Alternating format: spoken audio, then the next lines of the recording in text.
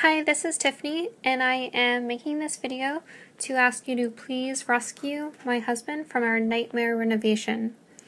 So to explain why we're asking, we have to start really from the beginning. Back in 2005, my husband and I were lucky enough to find a great little house right next to his cousin Clay. So we moved right in. The house, however, was a disaster. An older woman lived there with her mother, and they didn't have the means to redo anything.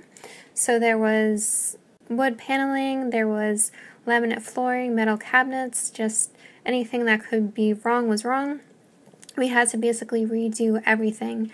Mostly my husband and I had done the work together, and it was a lot of work. We also had a lot of help from our family, including Brian's stepdad, which was a great help, although he is unfortunately no longer physically able to help us with future additions. And we got married, everything was great, until Brian unfortunately got into a major car accident last year when a woman ran a red light and hit him. So he was in the hospital. Since then, he's been having a lot of pain in his neck and his back. So we weren't in the position to tackle any other major renovations by ourselves. But we did want to move on with our lives and have a baby and really just expand our family. So we hired a contractor to help make that dream come true by renovating our attic, making a master bedroom up there, a closet, master bathroom. It was just going to be great, or so we thought. Unfortunately, after we gave him almost half of our money up front for materials that we never saw, we started seeing a lot of issues. Number one, we started to see the first thing that they did was notch out joists that they were supposed to be putting for additional support, which wasn't up to code, so they had to redo all that work, and they wasted all of that material.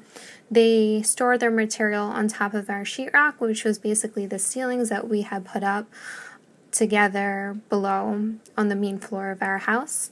Also, we had all kinds of electrical issues with workers coming in who didn't know what they were doing with wires, even taping wires together with painter's tape. Our house actually almost burned down too because of the work that they did. So even to this date, our chimney is just kind of tied together with a bungee cord. We've had damage to the ceiling of every single room in our house. We've had cracks, holes, even tools falling through the ceiling, which was extremely dangerous, as well as people falling through the ceiling, which we'll show you in a little bit. We had our roof exposed for several weeks, even when the contractor was still on the job, and his solution was garbage bags, tarps with holes in it. He even made a little slide with a garbage bag in our attic, though that didn't stop the water from streaming down our walls, even down to our basement. We even have potentially mold issues already in the basement from this work. You can see we've had a lot of damage, even to the outside, to our yard, from them parking on the yard because they stored so much debris in the driveway they couldn't park there. And our house is still left without a roof. Even to this day, the contractor had just left the job a week before my husband Brian had another surgery on his neck. So while he was in the hospital, it was raining, and we were so worried that we were having more leaks in the house. So let me show you now what it currently looks like today.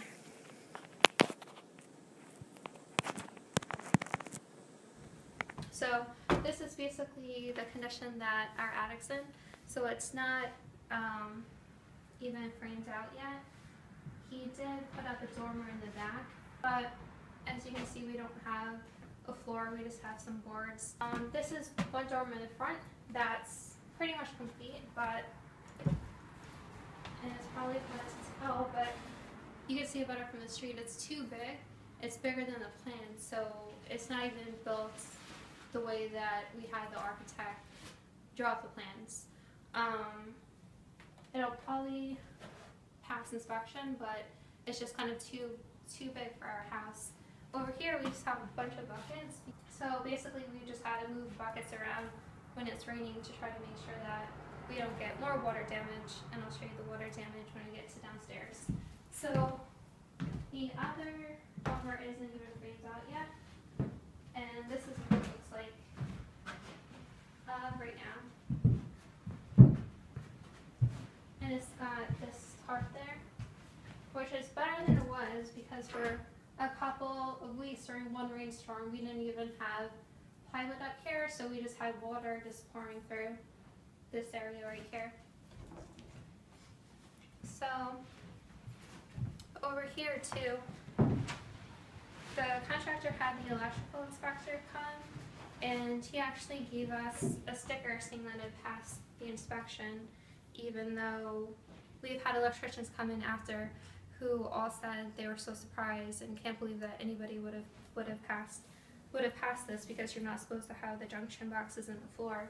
We actually, about a week ago, right before Brian's surgery, we had an issue where downstairs the bathroom light wasn't working, so Brian had come up here to try to figure out what was going on, because the contractor had one of his workers, who we're pretty sure is not an electrician,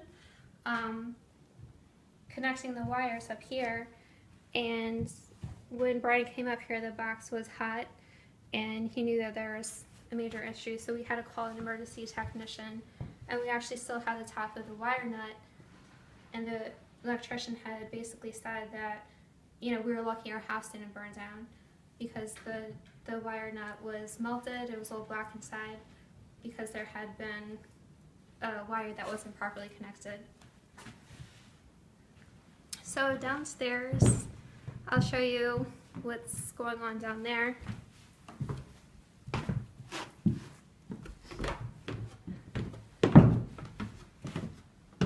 These wires too had just basically been left here. There was a day that Brian was here and I wasn't, and these wires weren't even capped off at that time, and the contractor and the workers didn't realize that they were live wires, and basically they were just arcing and they didn't even know. So once they noticed it, they finally put some wire caps in there.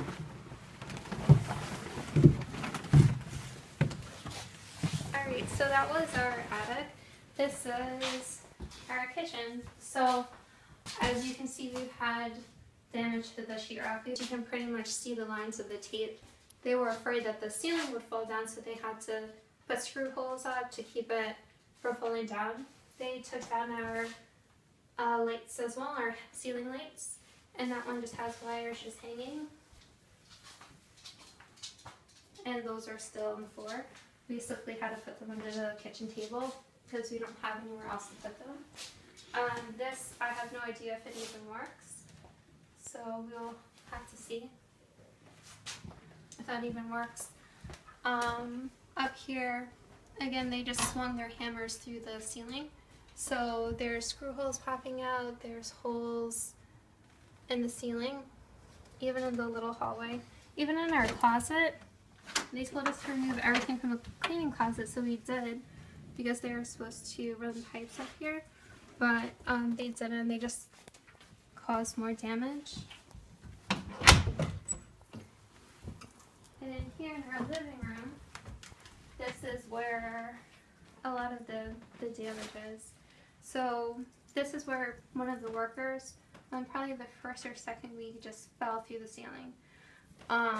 After that happened, I tried to talk to the contractor and see, why don't you at least, you know, put a piece of plywood up there so the guys have something to walk on. And they told me the piece of plywood would just get in the way. So we had another worker fall through the ceiling after they tried to patch it with that piece of sheetrock and painter's tape. So after about the second try, the third time somebody fell through the ceiling, they just gave up. And they finally put a piece of board up there. So all this was in our attic, the furniture, and they had moved it down here, which is why it's currently here. But you can see too that they had to rip out our molding, and again, just the screws. They tried to patch up some holes with painter's tape, just so debris wouldn't keep falling through. And again, we have no lights in this room because they had to take them on the ceiling fan, which is here. So we also have bubbles we've had from the rain and not having a roof. We've had water damage. So it's probably most obvious right here where there's a big brown spot now, and the water was just dripping through that hole on top of our TV in the entertainment center. So we put a piece of plastic over it, but basically now we can't use our TV because it's probably a fire hazard. So that's that. This too, the contractor told us that he overlooked this in the plans, that he had to cut out a piece of our wall to add in an extra support beam. So that piece of our wall is missing as well. And in this hallway it's the same thing. We have missing lights, we have damage even into the bathroom. After we had one of the workers upstairs doing things with wires, cutting wires, moving wires, they weren't sure where the wires went, so they actually had to cut into our sheetrock with a hunting knife to try to figure out where the wires went to. And they actually cut up here too, which is a little hard to see. It's like right in there. And again, just holes and things like that, even in the bathroom. And in the bedroom too. So this is my husband Brian resting after his surgery. And right there is where there's a big hole in the sheetrock because they had to cut into the sheetrock. And a handprint too when the guy put the ceiling fan back on. And just other holes and damage to the ceiling. So in our office too, which is right here, we have pictures of water basically streaming down here because our gutter is right outside. So there was a piece of wood in the gutter, and the piece of wood was pretty much diverting water from the rain down into the wall. So it's basically just streaming here like a river. It got on our bookshelf, it got on our wedding album that was over there, and it streamed all the way down to the basement. Even towards the basement, we had, like I said, the water damage, and things weren't done correctly either, like the supports, and so I'll try to show that to you. This is the hallway going down to the attic, which, as you can see, the light has no support, and we don't have any walls. So this is one of the extra support beams that the contractor had installed, and as you can see, even right here, it looks a little bit strange to me. I'm not sure if these nails, bent over sideways are really the right way to seal that. And here, there's no support. So we have the support beam above, and I'm not sure if it even lines up with the support beam, but the engineer had told us that right here where that pipe is, there should be an extra support so that it's continuous. And the same thing with this support beam right here. Up in that little hole, there should be a support, but there's not one. They also run wires down here, so there's a box, there's some wire, but the wire doesn't actually go anywhere. And we're not really sure where everything connects, so we'd have to get an electrician in here to go through the whole house and see if things are connected safely so that we don't have another fire. That's our house. I'll show you what it looks like quickly from the outside so you can see that as well.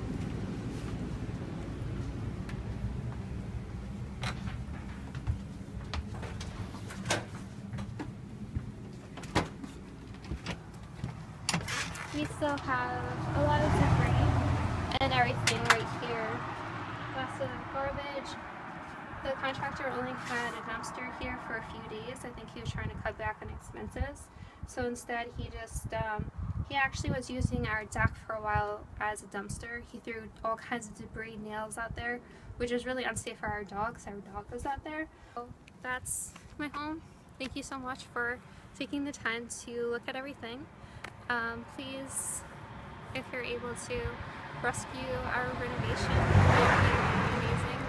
I know my husband would be so thankful. Thank you.